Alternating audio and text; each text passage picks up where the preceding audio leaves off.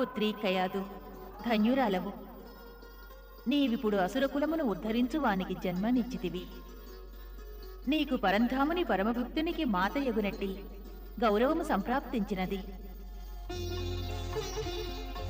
పుత్రీ కయాదు, ఈ బాలకుడు ఆనందదాయకుడు.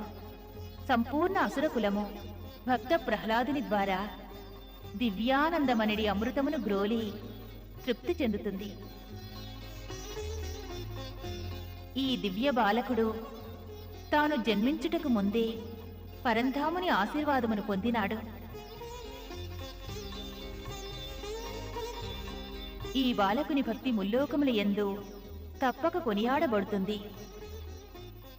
వీక్షించు, తన మాత యొక్క ఒడిలో నిదురించవలెనని ప్రహ్లాదుడెంత వ్యాకులపడుచున్నాడో.